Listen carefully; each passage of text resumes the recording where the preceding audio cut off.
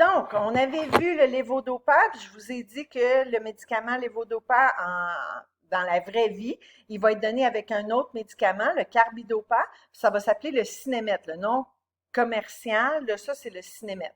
Donc, ce qu'il faut se souvenir du lévodopa, c'est que c'est un précurseur de la dopamine. Quand ça traverse la barrière encéphalique, ça devient de la dopamine et les manifestations cliniques du Parkinson sont presque instantanément euh, diminuées ou gérées, appelez ça comme vous voudrez, quand l'effet de ce médicament-là finit, on a le phénomène on-off, ça veut dire que à la fin de la durée de vie de ce médicament, l'effet arrête immédiatement. C'est ce qu'on appelle le phénomène on-off, puis c'est vraiment, vraiment très fréquent. Donc, on n'oublie pas que nos patients doivent recevoir cette médication-là de façon régulière pour que le niveau dans le sang soit le plus égal possible et à la fin de la dose, ça cesse. Donc, la dernière dose qu'ils vont avoir eue, c'est à 10 heures le soir, à 11 heures le soir avant de s'être couché. Donc, le lendemain matin, c'est clair qu'ils vont être gelés, qui vont avoir des grosses manifestations du Parkinson. Donc, pour nos patients parkinsoniens, si on a 6 patients, ben notre patient parkinsonien, c'est peut-être le premier qu'on va aller voir parce qu'on veut qu'il reçoive son cinémètre le plus rapidement possible pour qu'il soit en mesure de commencer à fonctionner le plus rapidement possible. Alors, je vous ai dit que le lévodopa, il est toujours accompagné du carbidopa. Alors, le carbidopa, ce qu'il fait, lui, c'est qu'il inhibe une enzyme, ou un enzyme, je pense qu'on dit un enzyme qui détruit le lévodopa avant qu'il passe la barrière encéphalique. Donc, si on donne le lévodopa avec le carbidopa, on va en détruire moins de lévodopa. Donc, on va avoir plus de lévodopa qui va passer la barrière céphalique, plus de lévodopa qui va devenir de la dopamine. Alors, on va être obligé d'augmenter les doses de lévodopa moins souvent, puis on va pouvoir gérer nos patients parkinsoniens avec des plus petites doses de lévodopa. L'idée, c'est ça, parce que le lévodopa, ça a des gros effets secondaires. Oui, ça gère les mouvements involontaires, mais dans les effets secondaires, ça crée des mouvements involontaires, ça crée des tics et ça devient très, très problématique. Alors, si on le donne avec le carbidopa, ben nos doses de lévodopa, on n'a pas besoin de les augmenter aussi souvent. Parce que vous allez voir, on en parle un peu plus tard, l'idée derrière tout ça, c'est que les patients s'habituent rapidement à leur dose de lévodopa, donc il y a besoin des plus grosses doses de lévodopa, puis plus ça va, plus on a besoin des grosses doses. Ça va même arriver, même si on le donne avec du carbidopa, il va arriver un moment où le patient parkinsonien a plus d'effets secondaires de son cinémètre, de son lévodopa, carbidopa, que d'effets bénéfiques.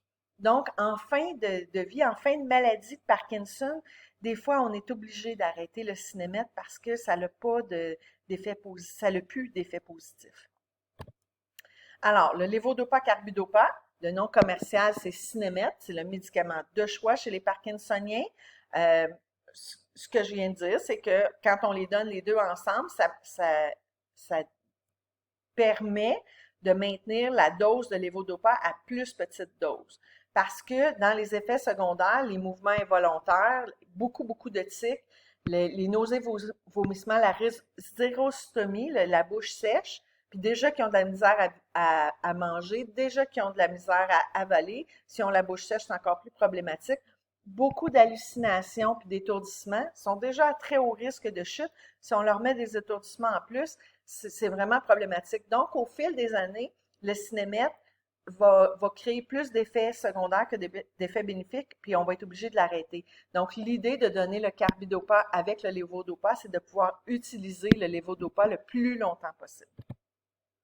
Ça peut se donner en gel directement dans l'intestin avec un petit appareil comme ça pour que la dose de lévodopa carbidopa soit toujours à peu près égale. Parce que ce que je vous disais, c'est que si on le donne en pilule 4 fois par jour, ben la dernière dose le soir, elle est loin de la dose du matin, donc le patient est très, très symptomatique le matin quand il se lève. Tandis que s'il le reçoit en gel comme ça, ben la dose, elle reste plus égale le plus longtemps possible.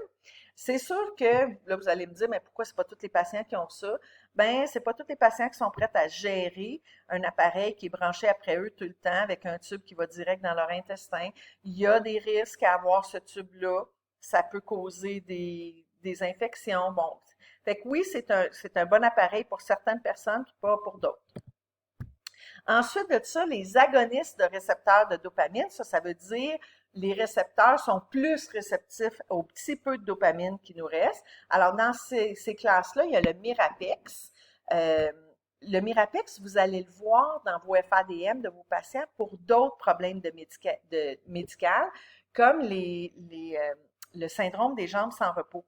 Alors, il y a des patients qui n'ont pas le Parkinson, mais qui prennent cette médication-là pour le syndrome des jambes sans repos. Le syndrome des jambes sans repos, c'est des jambes qui sont très, très douloureuses et qui bougent tout seuls, surtout le soir et la nuit. C'est très souffrant et c'est très dérangeant, surtout pour le sommeil.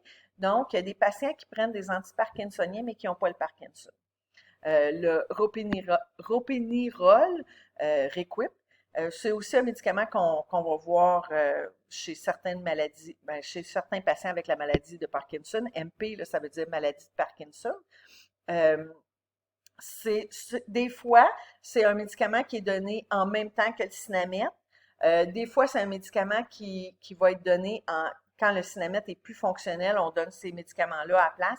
Ça va dépendre, chaque patient est différent. Ce n'est un autre, le entacapone.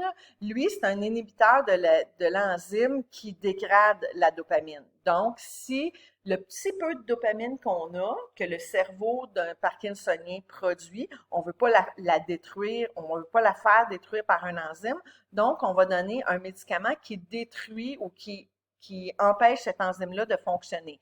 Donc, ça va ralentir tout le processus, le métabolisme du lévodopa. Donc, on ne sera pas obligé d'augmenter la dose souvent.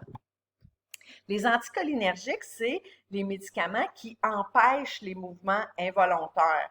Donc, tu sais, si on dit les Parkinsoniens sont affligés de beaucoup, beaucoup de tremblements, ben le Cogentin est un médicament qui va s'opposer à ces médicaments-là en s'opposant à l'acétylcholine. Alors, ça diminue les tremblements, ça diminue l'hypertonie. C'est pas un antiparkinsonien dans le sens que ça aide la dopamine, c'est que c'est un antiparkinsonien dans le sens que ça l'empêche les mouvements involontaires. Puis vous allez voir, vos patients parkinsoniens vont avoir un petit peu de tous ces médicaments-là. La troisième catégorie, c'est les chirurgies. J'en ai parlé un petit peu tout à l'heure. Alors, l'ablation de certaines cellules nerveuses du thalamus. Ils disent que ça atténue certaines manifestations cliniques de la maladie. Ça fonctionne pas tant, ça fonctionne pas sur tous les patients. Puis si on enlève une partie du thalamus, le thalamus, ça a quand même beaucoup de fonctions, donc il faut faire attention quand on enlève ça. Celui qui fonctionne vraiment bien, c'est celui-là ici. La stimulation cérébrale profonde, ça là, c'est miraculeux. Puis je vais vous montrer une vidéo tout à l'heure. Là, vous allez voir, premièrement, c'est instantané. À partir du moment que l'appareil fonctionne, c'est instantané. Là, vous allez me dire, ben, comment ça se fait que ce n'est pas tous les Parkinsoniens qui ont ça? Ben, des chirurgiens qui font l'installation de cet appareil-là, il n'y en a pas des tonnes. Donc, il fait, je sais pas combien ils font de chirurgie par année de ce type-là, mais c'est des longues, longues chirurgies qui durent une dizaine d'heures. Donc, tu sais, tu peux pas en faire 2, 3 par jour, puis tu n'en fais pas 10 par semaine. Mais on va voir dans la vidéo tout à l'heure, ça fonctionne vraiment bien. Les transplantations de cellules neuronales fétales dans les noyaux gris, c'est quelque chose qui est prometteur, c'est quelque chose qui est encore expérimental. Alors, ce qu'on fait, c'est qu'on prend les cellules du noyau gris du fœtus, puis on injecte ça directement dans le cerveau du patient pour que son noyau gris à lui se régénère, dans le fond, puis se remette à faire de la dopamine. Donc, vous voyez, d'un point de vue éthique, c'est problématique parce que on les prend où, ces fœtus-là? Est-ce qu'on paye des femmes pour se faire avorter, pour avoir les fœtus? Est-ce qu'on paye les cliniques d'avortement pour récolter les fœtus qui, qui, qui, qui enlèvent des femmes qui vont se faire un avortement? Est-ce que les femmes vont être au courant que leurs fœtus sont utilisés ailleurs? Est-ce qu'on fait pousser des fœtus pour avoir leur noyau gris? C'est assez problématique là, si on y pense. Attendez un petit peu, il faut que j'aille voir à la porte, mon chien Jacques. Alors, j'étais en train de dire que, éthiquement parlant, le dernier traitement, la transplantation de cellules neuronales fœtales, c'est problématique. C'est quelque chose qui est expérimental en ce moment. Je pense que c'est quelque chose qui est relativement prometteur, mais il faut falloir quand même que les gens s'assoient et réfléchissent correctement à où est-ce qu'on va prendre ces cellules-là, comment on va se prendre pour les récolter. C'est des grandes questions, là, quand même. Ensuite de ça, le processus de stimulation cérébrale profonde, c'est un peu comme le même principe qu'un pacemaker sur le cœur. C'est juste que l'appareil va être implanté sous la peau, comme un pacemaker qui va direct dans le cœur, sauf que les électrodes, au lieu d'aller dans le cœur et stimuler la contraction du cœur, elles vont dans le cerveau et elles vont stimuler certaines parties du cerveau à ne plus trembler. Ça va pas stimuler le locus niger à produire de la, de la dopamine. Ça va stimuler ou empêcher certaines parties du cerveau de transmettre les stimulations nerveuses qui causent les tremblements.